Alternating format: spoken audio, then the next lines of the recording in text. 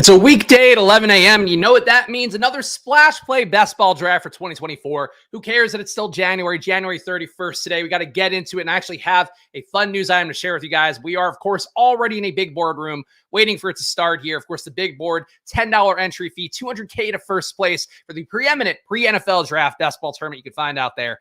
My big revelation, which I did tease out on Twitter, we've already had a draft thrown out this year. So the first stream draft that I did here, of course, the emergency one that we did on 2:30 on Monday, I believe it was, that now is gone. That draft got thrown out. And I'm confused as to why. I don't know. I actually looked back at the video to see, was there anything weird going on? And there wasn't, relative to a big board moving ADPs, people drafting some dumb plays, but nothing too crazy. So I would say for you guys out there, one thing to keep in mind is that definitely seems like Underdog very vigilant right now, very diligent about making sure that they are throwing off any drafts, anything weird going on. And that you would think that maybe they would take a little bit easy in the earlier parts of the season, but no, they are fully on the grind here. Perhaps the NFFC stuff has raised some flags for everybody around the industry to make sure, extra sure, maybe even overly conservative about drafts throwing out. But that was something I experienced, and I don't think I got a single draft thrown out last year, actually. So a bit of a shocker to see in my email inbox overnight, but it's what it is here. We lost one share, but the good news, that gives us one more share to get Jane Daniels. So that's all we can ever ask here.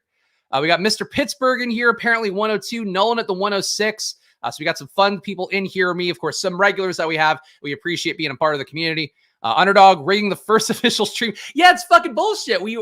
That's true. As Historical Anomalies points out, it was literally the first streamed draft for 2024 was right here on Splashplay. There are no other ones out there. Not even a little channel got up to the plate to do a stream before I did. And now that draft's gone. So we don't know. That was probably the winner. I think we could say it was a Dax stack. That Dax stack was looking sick, but now, nope, not going to get that one. Brandon here, lead it off, takes CeeDee Lamb in the one spot. Christian McCaffrey goes to Mr. Pittsburgh, apparently, in the two hole.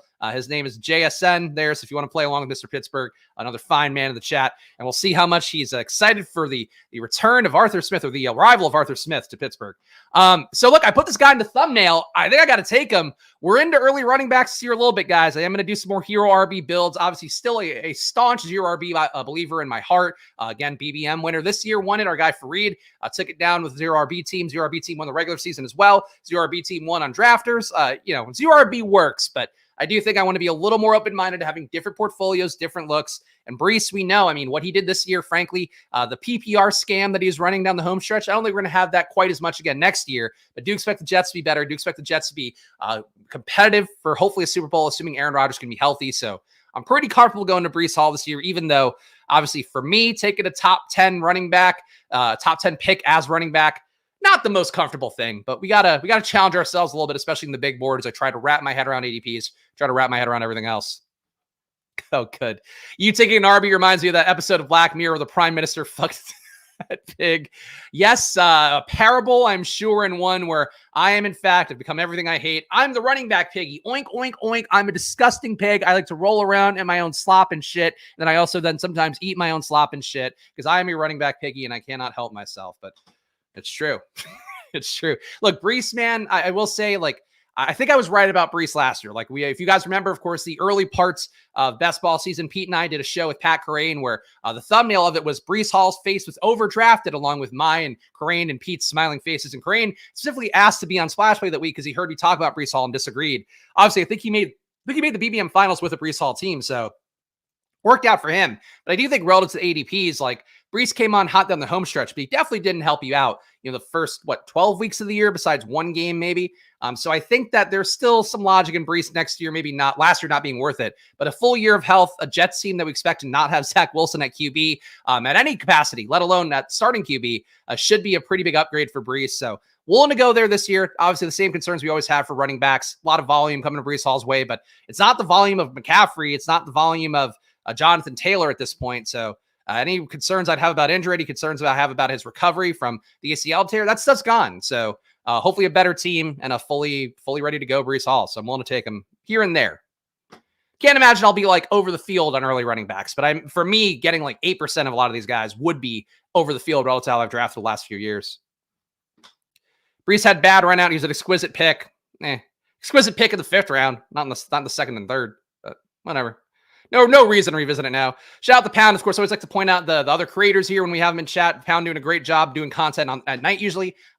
definitely enjoy his streams as well. So check him out if you have some more need for best ball in your life. This pocket sucks, huh?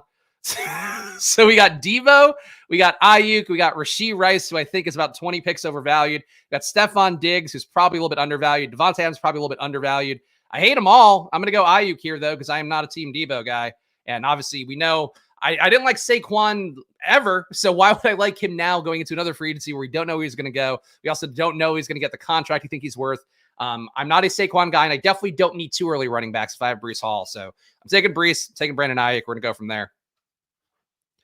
Paul asking here, what's up, Spags? We're saying here, I've yet to draft. I'm going to go through your rookie videos. I appreciate that. Yes, check the playlist of my rookie videos if you want to hear me go deep in the data about all the rookies here that are currently projected to be drafted. A few new guys coming up from the Senior Bowl as well. And we're going to talk every day here. It's part of why I say the date up top, why each thumbnail has a little number next to it, so you kind of know where we are in terms of the cycle of where we're drafting. A Senior Bowl going on right now. So the good news for some of the picks we already talked about, Ben Sinnott, people really impressed by him. Had a couple not great drops the Senior Bowl practice, but still looked very spry. Probably was the best tight end there in terms of the guy's performances. But, you know, your mileage may vary. People may be saying different things to you based on what you're seeing on social media. But some guys that popped up, Roman Wilson was one, the Michigan receiver who didn't get a ton of work because Michigan doesn't frankly throw the ball a lot. And when they did throw the ball, they were really effective. So, but Roman Wilson, people loved him at the Senior Bowl. So he's a guy. Dylan Lobby, a guy we talked about in the running back video. Apparently he tested out pretty well in terms of what he was showing on the Senior Bowl practice field. So another guy that could be a little bit of a PPR scam himself, the white J.D. McKissick, could be Dylan Lobby.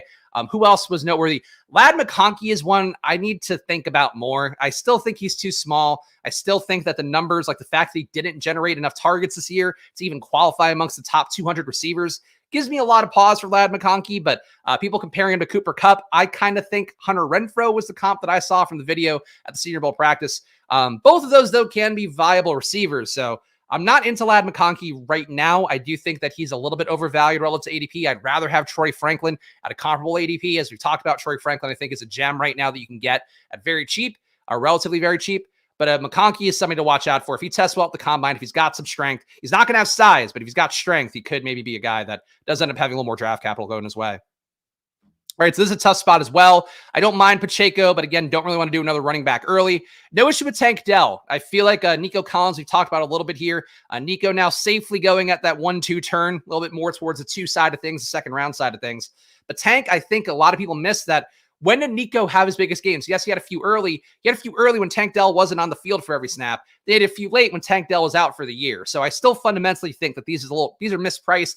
I think Nico should come down. I think he and Tank should probably be next to each other in this late 20s, mid 30s even. I think would be a nice spot for them because still some risk that Houston brings another alpha receiver. I think that is very much a decent likelihood. In fact, again, we've talked about T. Higgins on the videos so far. Likely thing to me is that T. Higgins goes back to Cincinnati on a franchise tag. But the Texans could pay for T. Higgins. Like they have about $70 million in cap room this year. So they could take whoever they want. They could pay for Michael Pittman if they really wanted to hurt a divisional rival. I don't think Pittman's going to leave the Colts, but they could do that. So there's a lot of ways that there's just like another body in there that's going to earn a lot of targets. And I think that fundamentally hurts Nico a little bit more than Tank, but it does hurt them both. So I don't know. I think they both should come down a little bit personally, just for the risk absorption. Now you're raising a young family. I love these drafts in the early AM. Luca gets up. He's out in daycare usually at 8 to 8:30 in the morning. So I get full carte blanche to do my work the second that I wake up and the second that he leaves. But probably video's already out if you want to check that out. And also, if you're in the chat right now, check the pinned comment. We now have a 7-day free trial for Probably Going. So if you've ever been curious about it, obviously you've heard me talking about it on the streams, my betting product, where we track the best bets from the top performing sportsbooks around the world and use that to find you the best bets you can actually take in the US. 7-day free trial on Apple right now. So you can either get the promo code SPLASH for 50% off your first month, get all of it for under $10, or you can get a 7-day free trial by downloading through Apple. So pick your poison, but please pick one. And really, if you do get a moment, click that link in the pinned comments and also give us 5 stars in a review. But really, if you are curious about it, 7-day free trial on there, and you can just cancel if you want. If it doesn't work for you, but it should work for you if you're using it the right way. They didn't throw out the 9 QB. I guess that was, yes, you know what? That was what they threw out. I completely forgot about that part as I was reviewing things because I was like, people are idiots. But yes, they did throw out the 9 QB one. So that he is the one that did it. I guess I should have looked more closely when I was doing my review. But yeah, that guy fucked it up for all of us, but it's okay. I didn't think that team was bad. I actually did kind of like that team. Liked getting CeeDee Lamb, liked getting Dak. Obviously, like getting guys at prices that are not fully caught up with what they even are today. Like Monday was just shit all over the place. We talked about Jonathan Brooks, a guy with an ACL tears going in the 70s. Sam Sherman, a guy I think I need to point out too. We talked about TJ Hawkinson a little bit. He made a pretty good tweet today talking about the ACL recovery from Hawkinson, where best case scenario looks like him being able to go like late October. Worst case scenario would be he misses the entire year. So does feel like one guy that I would try to be a little bit mindful of an ADP, where Hawkinson's going about late 90s, maybe early 100s as of today. Probably wouldn't want to take a lot of Hawkinson at that price point. I was feeling that already. I didn't take him yesterday in the Jefferson Cousins build we had, but in general, I would still continue to not take him if we can. Malik Neighbors being here. Love this build for us. Team so far: Breece Hall, Brandon Ayuk, Tank Dell, Malik Neighbors. Malik Neighbors, of course, a guy that I'm very deeply in the bag for. Marvin Harrison's an alpha targeter. Marvin Harrison's more that traditional Jamar Chase, that Garrett Wilson. I mean, whatever. The archetype, we're talking about. Justin Jefferson, obviously, would be the upside comp. He's that guy for sure. But I do think that Malik Neighbors has a shot to be fancy Devontae Smith, really fancy Devontae Smith, and also a shot to hopefully be an alpha targeter or be a number one wide receiver. And if that's the case, like, he is a guy to me, watching the film is like, if you guys remember Chris Johnson, of course, a great running back who certainly hit the skids, but a guy who really, if he hits like open space, and the thing with Neighbors too is he really gets outside fast. If he hits open space, he's gone. Like you're not going to catch him. Like he's going to get to open space and he's going to be gone. I think there's a really good shot. You get a lot of the splash plays this year from Malik Neighbors, just because of the fact that like he could turn a 10-yard catch into a 50-yard touchdown. He could turn a 50-yard catch into a 70-yard touchdown. He is just amazing to see. And Harrison's great. Like Harrison's that prototypical guy, like the boundary receiver that we always want to see for sure. And that I particularly love, like a big bodied guy that can go up and get the ball and also get open everywhere on the field. But Neighbors, though, is just like a different kind of beast that I think they're very different receivers and very fun. And I think they are both, to me, a tier above Rome Odunze. I think Odunze's got to test like a monster at the combine for me to really reevaluate that one. I think Odunze is a will player and sort of a vessel for Michael Penix, just wanting to sling it downfield at a high rate. And he wasn't that efficient with it. Good contested catch guy, kind of Mike Evans-y, but seemingly less athletic than Mike Evans, which doesn't really do it for me. But we'll see. Love this squad, says Bendels. I'll take it. No badges, 3 straight QBs. Checks out. Yeah, hopefully I don't get us thrown out again. That's what I'm hoping here. And what's going to happen is like I'm going to keep streaming drafts. They're going to keep throwing them out. So that'll be nice then. I'll have the content. I won't have any teams in the big board, but I'll have the stream content every day. And of course, you're just tuning in here, Splash Play, doing 5 days a week of streams here right now. It starts this week. So next week, we will take 1 day to do the Super Bowl preview. Of course, we'll do the Sims and all that stuff, the hand build. Maybe 1 day for prop betting too next week, but probably even not. I think I'm in big board mode. I want to get myself really where I need to be in terms of the ADPs, in terms of knowing how to maneuver rooms and all of that. So that's my primary focus right now. Every day we're coming up here on stream. See what we get coming up. Mark Andrews goes right ahead of us. Travis Kelce hanging around, which is a little bit fun. We do have CJ Stroud here in the 5th round. Obviously would make sense here with our little bet on Tank. Do I want to take a QB? Do I want to take another receiver? Jaden Reed's right here. Feels like a pretty steep overpay. Could get an elite tight end with Travis Kelce and hope that he doesn't retire. Oh, I'm going to go Stroud. I'm going to pay the new price tag for Stroud for the first time. So we got Stroud, Breece Hall, Brandon Ayuk, Tank Dell, Malik Neighbors. Like, that's fun to me. I think that's a fun group. One of the things, and this is probably a flaw with me as a drafter, is like sometimes I look at my team and go, would I want to play with all these guys in Madden? And I think, yes, I would. I would love to play a team with CJ Stroud, Tank Dell, Malik Neighbors. Like, I think it'd be a great time to throw the ball to these guys, start 50 yards downfield, hope they come down with it. So I had to take it there. But Kelce, a really nice value, 55. Kelce, 3rd tight end off the board. You're definitely absorbing that risk of him potentially retiring or just him being washed like he seemed at portions of this year. But kind of a Joe Mixon-y vibe for where Kelce's going, where I think if we know he's full go, if we know he's going to be back on the Chiefs, I think he probably goes 2-3 turn, maybe at least around Laporta, if not a little bit before Laporta. I think people would still buy in. It's definitely casual drafters. I would still buy in. So I think Kelce's undervalued right now. I think Kelce and Andrews, honestly, are a little bit undervalued. I would say Laporta should come down a little, at least, and Andrews and Kelce should come up a little. That's me. Let's see. He's probably at last night to cash a couple of prop bets. There you go. And Chuck, are you a paying customer? If you're not, you should be, because you get even more bets than being a paying customer. But glad to hear it that Chunk's getting some success. Again, it's really easy to get in there. Our guy Jason, OG Man's fan, a name you've probably seen in the chat before. He's legitimately won over $2,000 off of playing parlays from Probably, which is not the recommended usage of it. We do recommend straight bets, and really like as many straight bets as possible. If you have like a $100 bankroll, I would be putting in 10 $1 bets a day or 10 $2 bets a day, whatever the case may be. $22 bets a day, even you could do. I guess that's a little bit of a bankroll aggression. The point being is like, I would say more volume than not. But Jason's been crushing in a way that like, I didn't even know our product was possible to do, to be honest. Obviously we have the back testing. We know it works, but a bit of a surprise there, but check out Probably. And again, pin comment for 7-day free trial for you. Gotcha. All right, fair enough, Chunk. If you win enough, you should just sign up anyway in solidarity, because you can still pay for the product. It doesn't matter if you can't bet legally in Texas. You can still pay for the product in Texas. Only draft players who are jersey worthy by Spags. I mean, I don't draft only players that are jersey worthy by Spags. But again, if we're going to buy a jersey this year, honestly, I do think the jersey bit has to be reserved from my top QB guy that I'm really excited to get over and over again. So it's obviously that's Jaden Daniels. If I were to get another jersey, though, I mean, MHJ, I like a lot. I think it'd be Malik Neighbors. I think Malik Neighbors is like a lot of fun. Like, there's just something about his game that speaks to me. Obviously, the stuff that he does in college, he did it at LSU, so that's probably the highest level of which you could achieve in college. But, there's some risk that he's just not going to be as shifty when he gets to the pros. He's not going to be as able to get to that outside lane, not be able to hit the edge quite as much. But I just don't care, man. I just love Neighbors so much. But Daniels, though, I think the question for Neighbors, and especially for Brian Thomas Jr., is how much of that is going to be because of Jaden Daniels. And I think a lot of it is because of Jaden Daniels personally. Is there a birthday discount? You get the splash play discount. You get this discount right here. This one is practically a birthday gift. Go win more bets. He's from go splash play 50%, KG. But yeah, that's the best discount that we can do right now. It's either free trial or 50% off, depending if you use the App Store or if you go to the site. All right, let's keep it going here. On the clock once again. Oh no. We have AR here too. Oh, all my friends are lining up, excited to be with me. But also, wide receiver is getting bled out violently here. Oh God, what do we do? This is an awful pocket. I do not enjoy this. Nick Chubb might get cut. Well, gang. I think let's do Kittle. Let's be responsible. It was almost our first AR share, but we do have the San Francisco correlation. I don't even think we need to take Brock Purdy with that, but we can take him if we want to. I would have no issue taking a Brock Purdy. Also got to remove KG's chat. But yeah, I think the Kittle being there when you already have Ayuk, let's do it. Let's get our semi-elite tight end, though another year of Kittle being older. Cam Latu, a guy who they drafted last year from Bama, I do think is eventually going to be someone that could take some snaps away.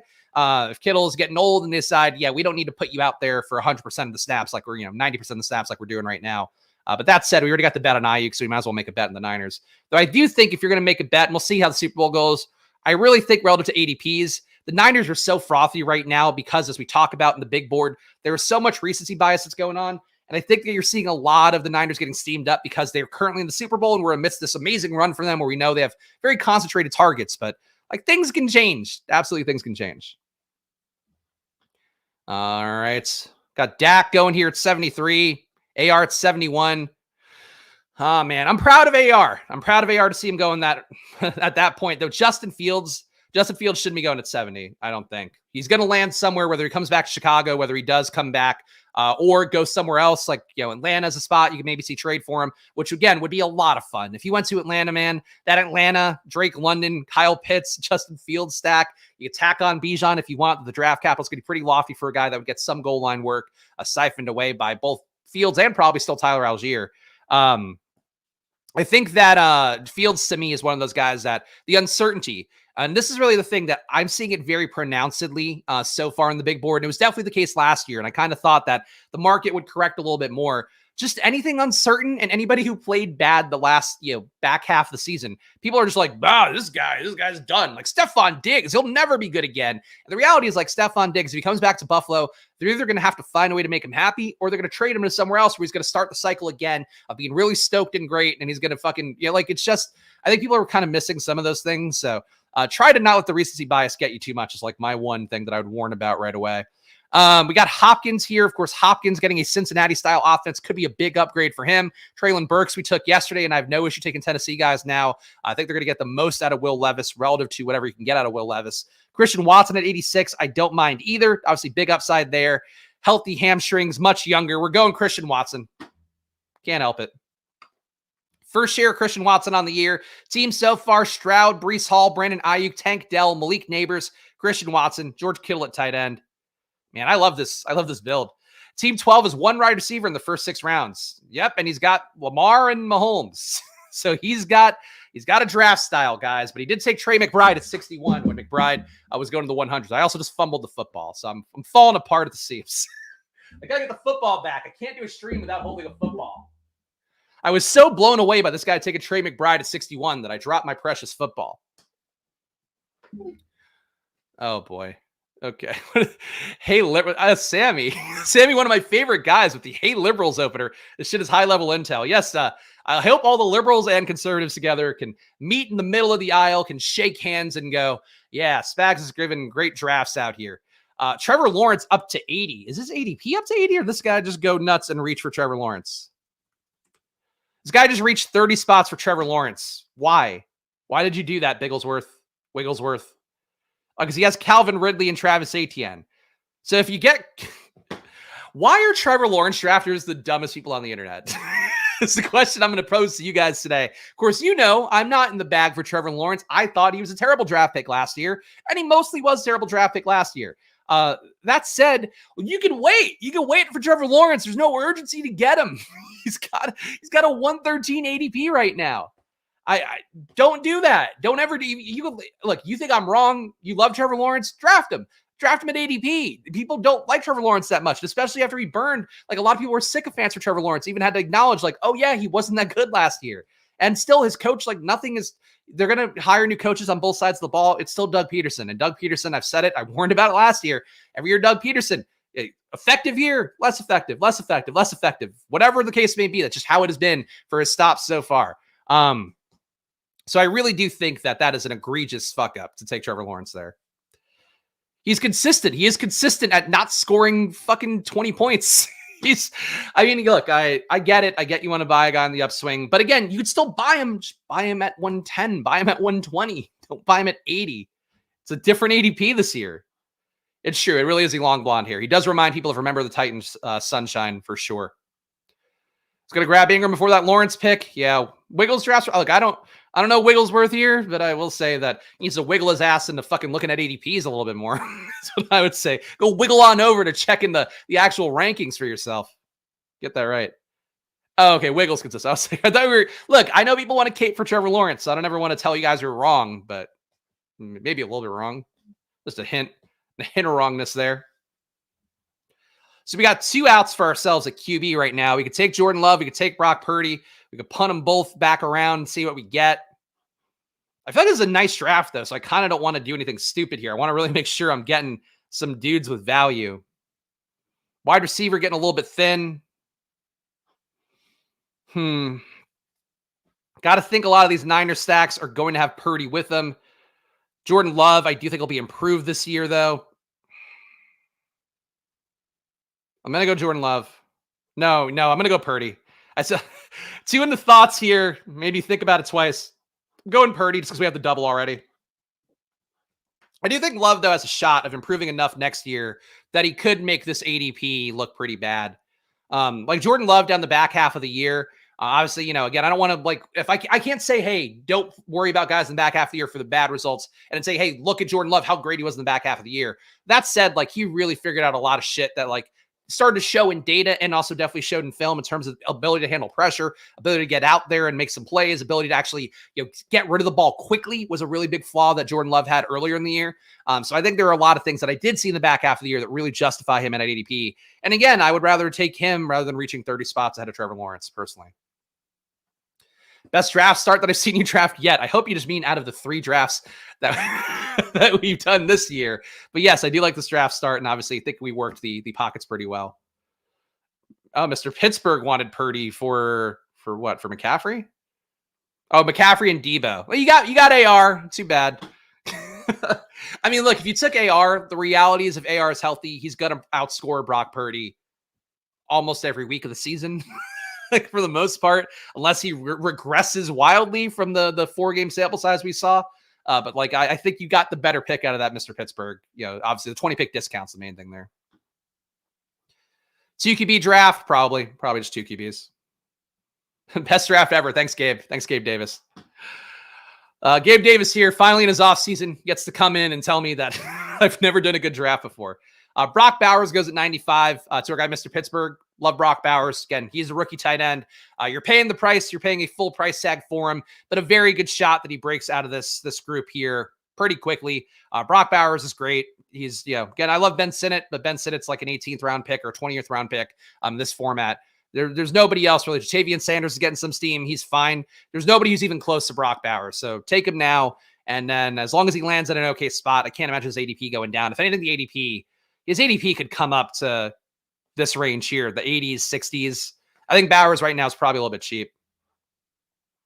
Tournament is a perfect 0 RB strategy. I agree. I think that the wide receiver ADPs definitely make it a little more appealing to really load up early because you're also just getting so many running backs late where a lot of guys in this group, I think, are the Mixon of last year, the Alvin Kamara of last year, the James Conner of last year, where you have guys who are like legit backs here where Najee, look, the Arthur Smith hiring doesn't give you a lot of faith necessarily, but Najee is a back that's going to get goal line touches and going to get that end zone work. And if that offense can move the ball any bit better, like he's going to get some opportunities. So Najee being there, Brian Robinson, some risk that Chris Rodriguez could pull ahead. New coaching staff, ambiguous backfields always can be a thing that new coaching staff can flip those pretty fast. So Rodriguez could be the starter. Gibson probably not coming back, but they could draft somebody. Some ways that doesn't work out, but still Robinson has an outcome where he hits. Montgomery, Tyjae Spears could be without Derrick Henry, could be the lead back. Mostert could do it again. A lot of ways that can work. Caleb Williams goes at 101, which a little greedy piggy there. We got 4 wide receivers. Would like to get a 5th here. Who's going to do it again next year? Jacoby Myers' usage was really good this year in a way that was kind of annoying, but I expect Devontae Adams to kind of reassert himself next year. We have to bet on Green Bay. I'm going to go, again, trying to get more correlated stacks here. Sorry to the Jordan Love guy who probably was going to get Dobbs back anyway. But I do want to get more micro stacks for my teams overall where don't even worry about having the QB. Obviously, if I have the QB, nice. But having 2 pass catchers here from Green Bay gives me a more concentrated bet, and I would like to get more of those little doubles. Probably not triples, mostly little doubles here. So Stroud, Purdy, Breece Hall, Brandon Ayuk, Tank Dell, Malik Neighbors, Christian Watson, Romeo Dobbs, George Kittle can be a start so far. Dobbs I'm not crazy about in general, but I do think he showed something that they don't really have in that pass catching core this year. So I'll take the flyer at 102 and hope that he can improve. Dobbs, though, probably the riskiest pick out of that group relative to ADP because Watson, we know they're going to give one more big shot for the draft capitals there. He's shown the upside, all of that. Dobbs, they could find a better boundary receiver, I think, but I think they're going to roll it back with that pass catching core of the top 4 of Reed, Watson, Dobbs, and Dontavian Wicks and just see what they can do with it. And if they do that, I think those guys all improve enough and get a shot to, have some more spike weeks ping-ponging back and forth. Half these teams are dog shit. Yes. I mean, taking Caleb Williams at 101 is not going to do a lot for you necessarily. But I guess, again, I think that's the excitement of like the rookie stuff a little bit where I don't know. Different rooms. I get it. Unless Caleb's ADP has moved. I should actually confirm that, but I didn't see him on the screen. You took Caleb 16 picks ahead of ADP, 17 picks of ADP. A little bit of a reach. All right, let's see what we can do. And I also think a guy like Caleb Williams, like he's fine in this format, but like you kind of want, if you're going to take a rookie and you don't know where the stack's going to be with him, and you don't know like what receivers to pair with him, I do kind of think you want to have a rushing QB a little bit more. And Caleb does run. He runs like a Mahomesy amount, maybe a little bit more than that with a little more effectiveness as well. But I think for Caleb, like I kind of think he's a guy that's more valuable when you know the location and you know that he's, like he's probably going to be a Bear, but maybe somebody else. You know where he's going to go and you know the pass catchers with him because he's going to be a guy like Stroud that theoretically should create value for his pass catchers. And I think you want to have that as part of your configuration. But that's my belief. Tyler Lockett at 112, pretty cheap, man. The Lockett hive is going to steam his ass up. So that's another one, honestly, that I probably should have taken him over Dobbs. I didn't even know his ADP was that low, to be honest. But feels like uncertainty with his free agency, uncertainty with Mike Williams being a cut candidate. I think these are why these guys in particular are very cheap. And obviously Williams as well, coming off the ACL tear. Got to back up Brittle Kittle. I mean, I'll get more tight ends. I don't know if I'm going to get him now. All All right, so we got a 2-1-5-1. Probably a good time to take some running backs. We have the bet on Houston already. Let's add in Singletary.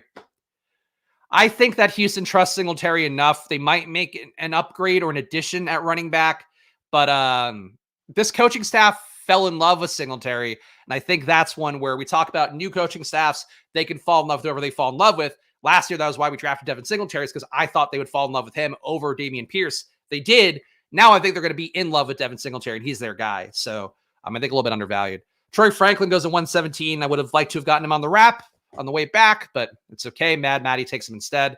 Again, Franklin, most undervalued receiver here, way better than Keon Coleman, and I think that's been corrected now in ADP, right? I know Keon Coleman went even earlier. I think the Keon Coleman thing is incorrect. Someone on Twitter, one of the fantasy guys, I feel like, what is he from? I don't know where people work. I don't really care. But one of the guys who I do like on Twitter, who works for one of the fantasy football sites that I don't really know offhand, had tweeted like, oh, who's going to be the Quentin Johnson of this year? And I liked Quentin Johnson last year. So I'm not going to throw him the baby out with the bathwater. I think he got a bad run out in terms of the guys who were ahead of him in a kind of intricate offense that he wasn't prepared to know this year. And I still think he's undervalued this year in the 150s. But if there's going to be a Quentin Johnson, a guy that comes in and could easily just not matter and not be on the field and not be a guy that even gets a meaningful amount of work, it's probably Keon Coleman, because he's big, he's young, but he doesn't really do anything well, was barely a positive EPA receiver, was basically a 0 flat per target guy. I just don't think he adds enough value. Going to be on the Chase Brown train. I'm not opposed. I think he showed enough of the mini Eckler stuff. I kind of think that Cincinnati, though, is live to be a spot for the actual Austin Eckler this year, because I don't think that he comes back to the Chargers, and I think they will try to move on from Joe Mixon. So I think that Chase Brown, I think he's appropriately priced right now. If he starts going Tyjae Spears range, where you're baking in that Derrick Henry's not going to be there, I think that's where it gets a little bit tougher. But I liked what I saw from him. I thought in college, coming out of college, he was basically a volume merchant. He wasn't a guy that did anything that stood out in terms of the advanced analytics he had he wasn't Syracuse, Illinois. Jaden. I guess I couldn't take Jaden Daniels anyway, but Jaden Daniels goes at 125 to Alex Keaton, who seems to just want to collect the rookies for himself. Does anybody else here really appeal to me? Ty Chandler here. I just don't think he keeps that job. Going Sharbs. Charbonnet here will be added to my roster. Team so far: Stroud, Purdy, Breece Hall, Devin Singletary, Zach Charbonnet, Brandon Ayuk, Tank Dell, Malik Neighbors, Christian Watson, Romeo Doubs, George Kittle. Of course, like Charbonnet last year, Charbonnet did end up winning over the heart a little bit of Pete Carroll. Didn't have the great year overall because Kenneth Walker is still there, but it is a new coaching staff. I don't believe that this is correct, that Kenneth Walker goes in the 4th round here at the 3-4 turn, right? Oh, no, just at the 4-5 turn. I still think he should be going here, because Charbonnet can very possibly unseat him as a guy that does more, is a more complete back. And again, new coaching staff. So for me, the one rule I would give to anybody drafting right now with a new coaching staff, and honestly, it's the case of drafting until August, until we're in camp and we really know what the pecking order is. You shouldn't have one guy who you're taking so much ahead of the backup with a new coaching staff, because they can move whatever way they want. There's nothing tying them to the previous guy's success. So for Pete Carroll, he didn't even want to stick with Kenneth Walker for parts of last year. I've still got a lot of great red zone work, a lot of great goal line touches, but I think it's a mistake to take Charbonnet at 126 and to be taking Kenneth Walker in the 4th round. That's Walker's better. Walker's shown more. Walker's a home run hitter, but they could decide that he's Dameon Pierce, and then that's it. So I don't know. Let's see. Sharp for the SF bring back. That's right, for the Week 17 matchup that we don't know yet between the Niners and Seattle. When you get to be my age, you can understand certain things. I'll be all over the Raiders this year. I write my own script, and I love Raider Nation. Look, I don't hate being on the Raiders. I do think that there is a little bit of an artificial bump they got at the end of the year where you have that new coach. The best example for me will always be when USC, of course, my alum school, when they had Ed Orgeron come in for Lane Kiffin, and it's the team hated Lane Kiffin because he literally didn't even have cookies in the cafeteria. And these guys are just college kids. They're not pro athletes yet. They're not LeBron in his mid-30s trying to keep things going. They just want a fucking snack and whatever. So Ed Orgeron comes back in, and he's this big, gregarious Cajun guy, and he's giving them cookies, and it's yeah, we love this guy, and he's great. And then Ed Orgeron becomes the full-time coach, and obviously he had success at LSU, so maybe it's USC's side of things that didn't work. But it's that guy comes in then and he has the full-time job, and it's You didn't really know a whole lot about coaching. You just kind of were a morale guy. I'm not saying that's Antonio Pierce, but based on how those games went, I don't know. Did he do anything schematically? Did the offense change materially besides giving Josh Jacobs even more touches? Again, giving Devontae Adams when Jacobs is out more touches? No. So I think that there's a little bit of a risk there if you buy it on the Raiders being on the upswing, that Pierce just might be a guy and not the guy. But I get it. I mean, look, at this point, there's no takes that are wrong. There's no takes that are wrong until we're in the season. And even then, it's like you got to be at like through the season to have your takes fully be wrong. So if you like the Raiders, more power to you. But I think you just got to be careful of like the coach comes in, the team hated the previous guy, and they just like the new guy. And that's not enough. That's going to make you a good team necessarily. All right, we got Dontavian Wicks still here. I think Jerome Ford undervalued, given there is a pretty good shot that we do not see anybody coming back for in terms of Nick Chubb. I do need another tight end. Musgrave would fit with the Green Bay stuff. And I think Musgrave showed a little bit down the home stretch. Ford's a pretty good value, though. I think Ford's in that mix if Chubb is back or not. So we got Stroud, Purdy, Breece Hall, Devin Singletary, Zach Charbonnet, Jerome Ford, Brandon Ayuk, Tank Dell, Malik Neighbors, Christian Watson, Romeo Dobbs, George Kittle at tight end. Would love to get another tight end to go with it. Would have liked to have gotten Musgrave, but he goes to the Jordan Love drafter, which is fine. Jordan Love drafter has done nothing wrong to me. I hope he's happy with this pick of a guy that I loved last year. I already had him, baby. I had sloppy seconds on Luke Musgrave. but if there is a guy that's going to break out and also upset that target tree a little bit for Green Bay, it is Musgrave. You saw flashes again that last game where he really the one route he ran against Dallas in particular was that was what I wanted Musgrave to be every game, and we just didn't get to see it because I think Love wasn't all the way there. And then Love, when he got there, Musgrave was out and injured, had the lacerated kidney. But I think a big jump I would expect in year 2 from Musgrave as a huge guy who can get downfield. And Jordan Love having more confidence, having the ability to distribute the ball more. I think going to be good things for everybody, but going to be probably the best for Luke Musgrave. It's hard when you have no clue who the Raiders players will be. I think they keep things the same. I mean, it's possible to get rid of Jacobs, I guess, but Jacobs isn't going to get another contract. I don't think he did enough unless somebody really makes an aggressive move, but I don't know who would do that. Feels kind of like a Patriots move, honestly. Even with Belichick gone, it feels like a Patriots move, maybe. But yeah, I guess it's possible some things get upset there. But I think if you're playing Adams and Jacobs and even Jacoby Myers, I think you're going to get a similar version of what we got last year, which is that Pierce is going to want to feed those guys a lot. I just don't think he's going to have quite as much success, but I could be wrong. This is too much fun. I appreciate that. I'm glad to hear that. Sammy loves this shit. Hey, if you guys love this shit too, please do subscribe down below. Of course, Splash Play on that march to now 4K subs, 5K subs, 10K subs, 1,000,000K subs, and I can't do it without you, but we are going to be here every day doing drafts at 11 a.m., so join along for that journey, of course, and hit that like button, subscribe, comment as well. If you have any picks that you think I sucked at, any questions you have, any guys you want me to give a take on that I didn't for some reason, drop it in the chat. Happy to answer it. Bucky Irving goes, would have been nice to grab him, but I don't think we need it. Quentin Johnston, I think, still a nice value. Don't need that, though. Wandale, flashes, still a little guy. Honestly, enough spike weeks that I think Wandale's worth it. Some guys around here, too, in the rookies. Xavier Worthy, not a guy that I think is fantastic. He's fine. Jalen Polk, another guy that benefited from the Michael Penix forcing the ball downfield aggressively stuff, but not a guy that I think is great. He's also okay. Neither of them, to me, are Jonathan Mingo. You can take them, but I just don't think they're exemplary players in a class where you do have some exemplary players. Let me just quickly cite some numbers here for Worthy. Worthy, 0.124 EPA is not good. Did earn targets at a 29% rate, but 6'1", 172, pretty slight. Nothing great for Worthy, so that's why he's just the guy. If he lands in a good landing spot, he's probably a little bit better, but he's mostly just the guy. And then, who's the other one? And Jalen Polk. Jalen Polk was much better, 0.59 EPA per target, but only a 25% target per out run rate, so was not used a lot. Also had a lot of his value coming downfield, 1.7 deep targets per game, good for a 0.95 EPA. And he was okay in the red zone. So Jalen Polk, I might be underselling a little bit. I guess I would prefer Jalen Polk to, there you go, Jalen Polk goals. I would prefer Jalen Polk to Worthy, but I think, yeah, I think that's it. It's just I prefer Jalen Polk to Worthy. But Worthy's not an invalid play. He's not, doesn't do a lot for me. Alad McConkey, again, great Senior Bowl for him. But he just did not get enough targets last year for me to feel comfortable. And he played enough games too, where he should be in the top 200 pass catchers, and he wasn't. But Ladd McConkey had pretty good numbers in 2023. Let me see actually if I have that data. Ladd McConkey in 2023. He's getting targeted at 26% target per out run rate, which is not that good. 0.41 EPA is very good, but it's all slot targets, basically. 0.78 EPA in the slot compared to a 0.18 EPA out of playing out wide. So Ladd's okay. Again, if he lands in the right spot.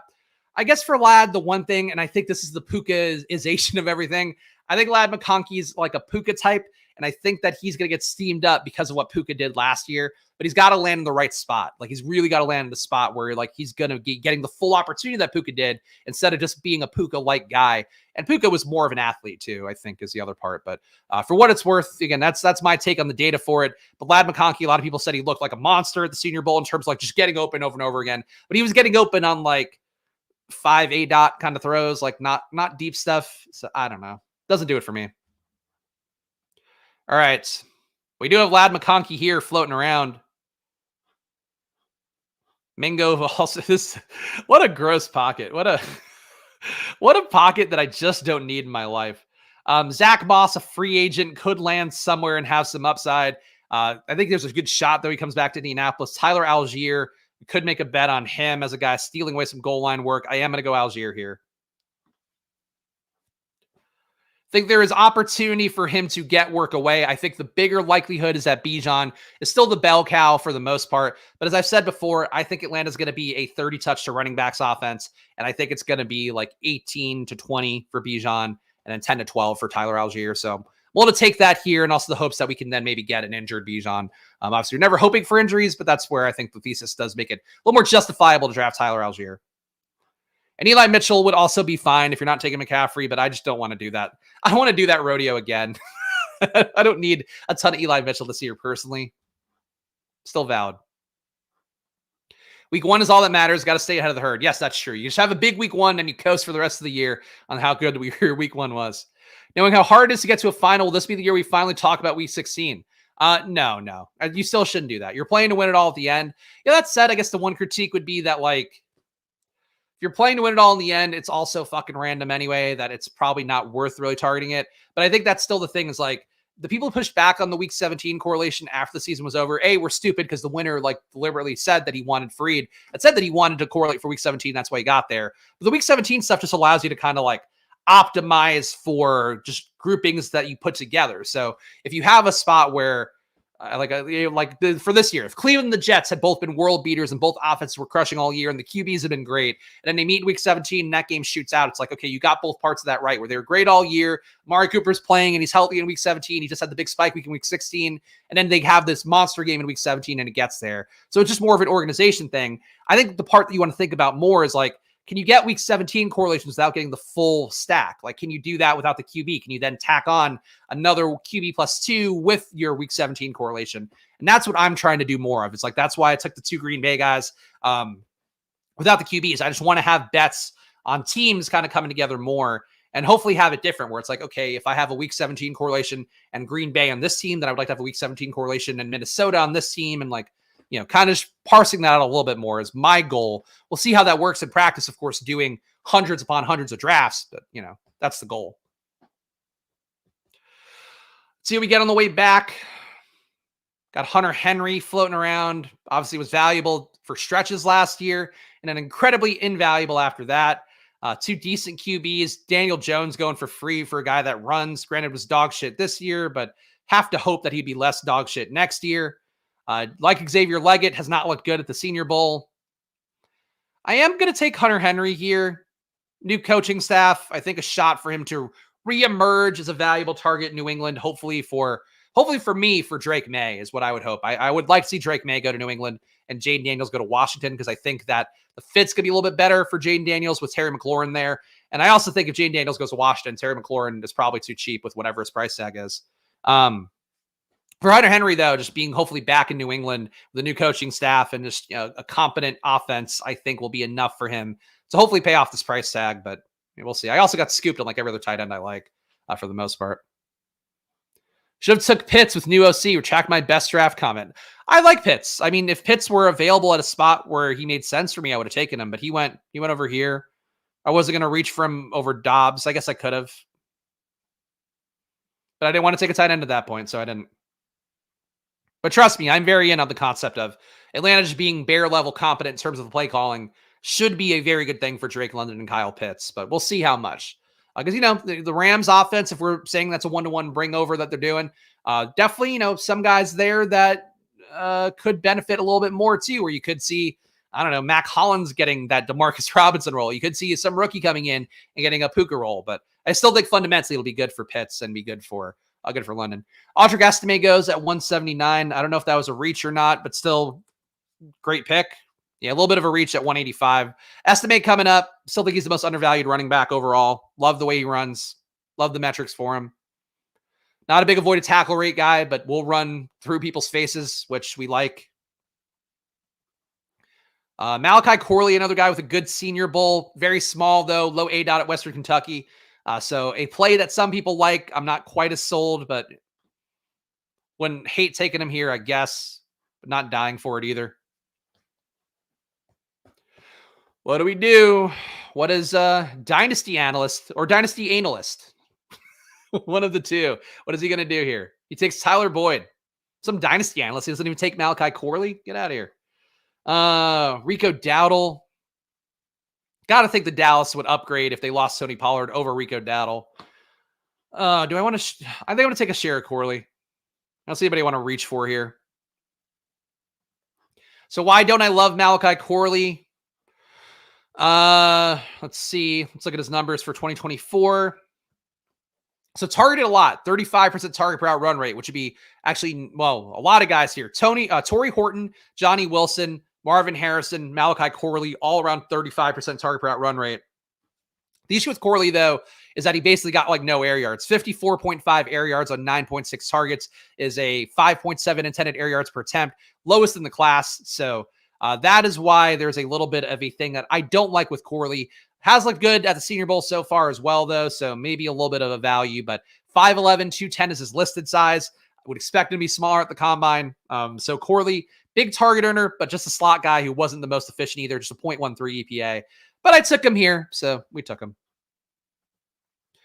Let's see. Shout out to our guy Tyler here, who is hella busy, but watching back and soaking up all this alpha. Can't wait to watch on my walk later. Do you audio only these by any chance? I do not. I have not been doing the podcast feed. I actually don't know what to do with the podcast feed because I kind of feel like people that signed up for the Splash Play podcast feed initially were doing it for the Me and Pete shows. Obviously for YouTube, you guys are here every day, so you know that it's been a pivot there with just Pete's schedule being what it is, and obviously the lack of financial support for Football Outsiders being what it was.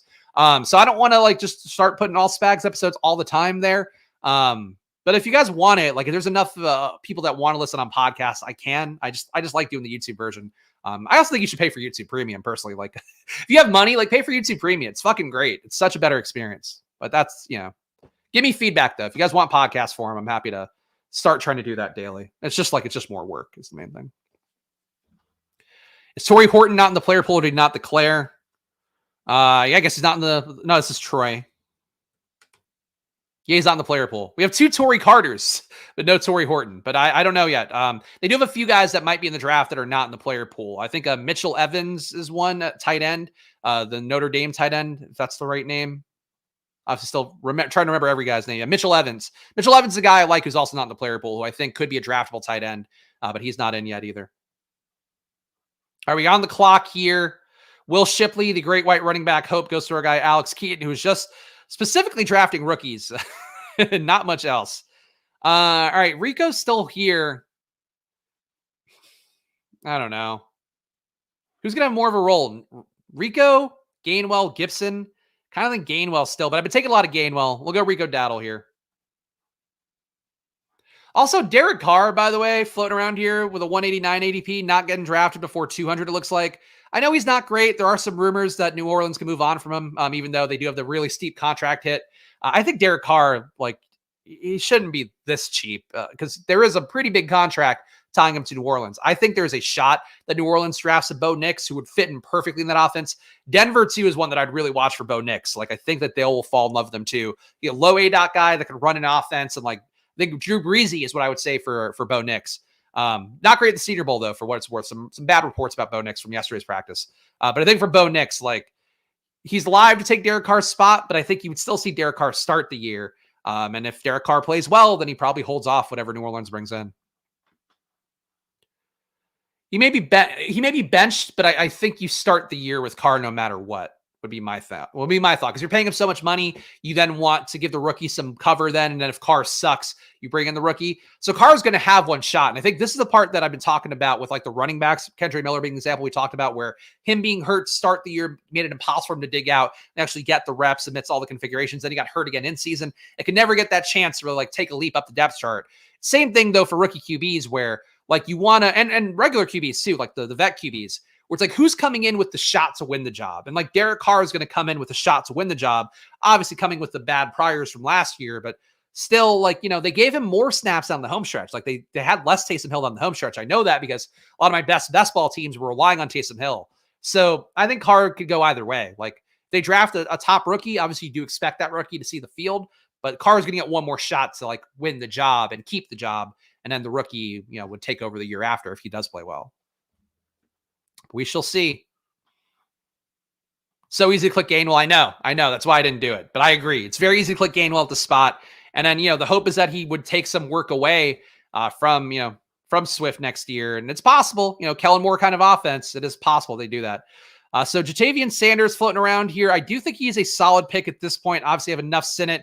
I would like to get to a 3 tight end build just because we do have a brittle George Kittle, as somebody said earlier, and Hunter Henry I don't have a ton of faith in. So a 3 tight end build. Team so far with 2 more rounds to go. CJ Stroud, Brock Purdy, Breece Hall, Devin Singletary, Zach Charbonnet, Jerome Ford, Tyler Algier, Rico Dowdle, Brandon Ayuk, Tank Dell, Malik Neighbors, Christian Watson, Romeo Dobbs, Wandale Robinson, Malachi Corley. Feel like we could have stuck the landing better at receiver. I think we kind of fell off there. Not losing out on some of the rookies that I liked, I think was tough. At tight end, George Kittle, Hunter Henry, Jatavian Sanders. I'm okay with this team.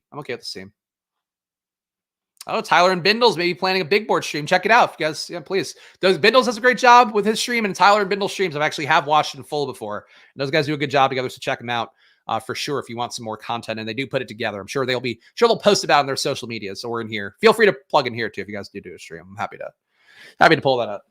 All right, 2 more rounds to go.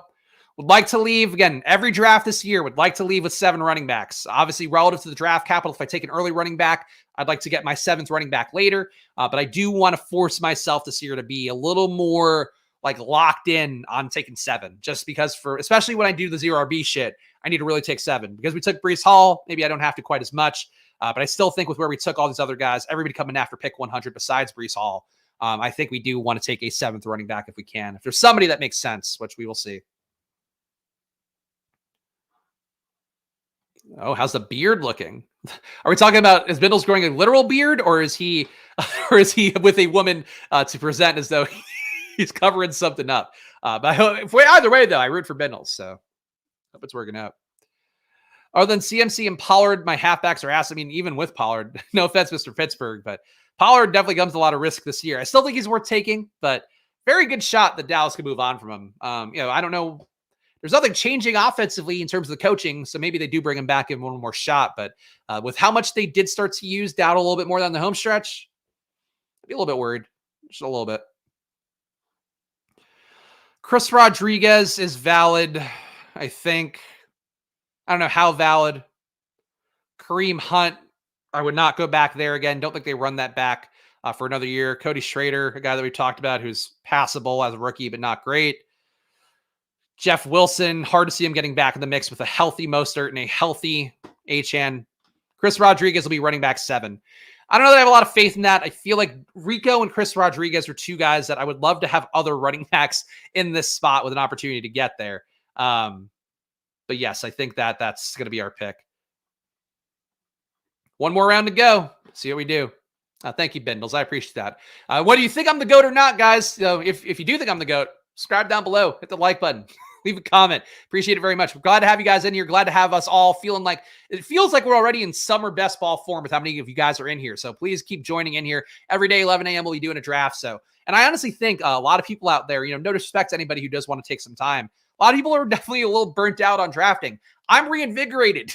This is fun. New stuff, new things to figure out, new guys to figure out.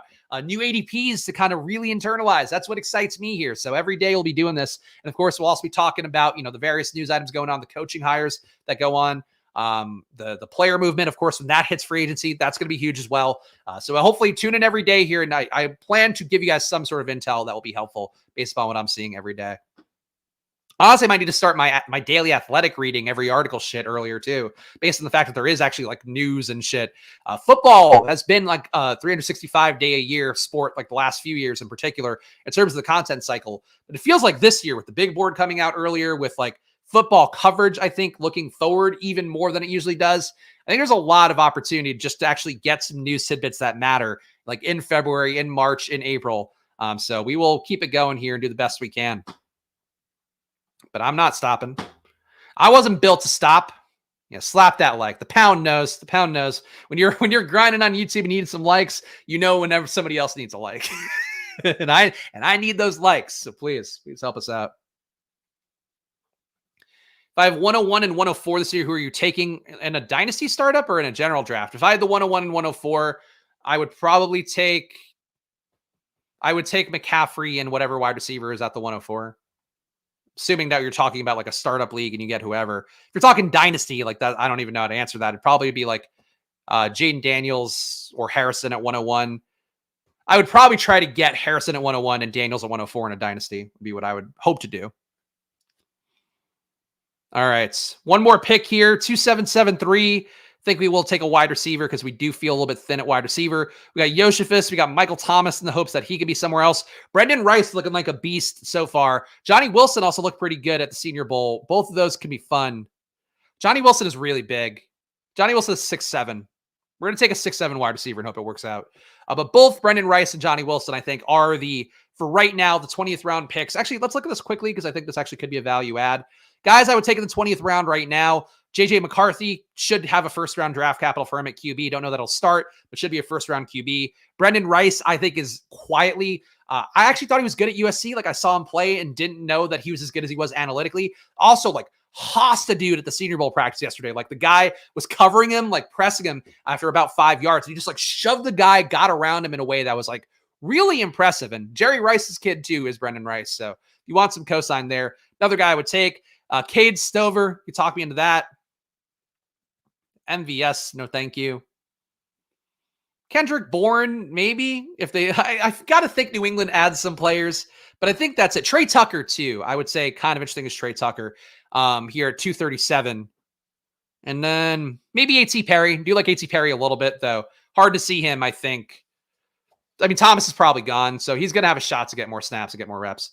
Let me read my final team here. I just didn't want to do it before it closes out. CJ Stroud, Brock Purdy, Breece Hall, Devin Singletary, Zach Charbonnet, Jerome Ford, Tyler Algier, Rico Dowdle, and Chris Rodriguez at running back. Brandon Ayuk, Tank Dell, Malik Neighbors, Christian Watson, Romeo Dobbs, Wandale Robinson, Malachi Corley, Johnny Wilson at wide receiver. And then George Kittle, Hunter Henry, and rookie Jatavian Sanders is my final team. And Bindles. Bindles the best here. Shout out to the Bindles for the $20 super chat. Appreciate that very much, of course. If you also want to support the show, super chats appreciated.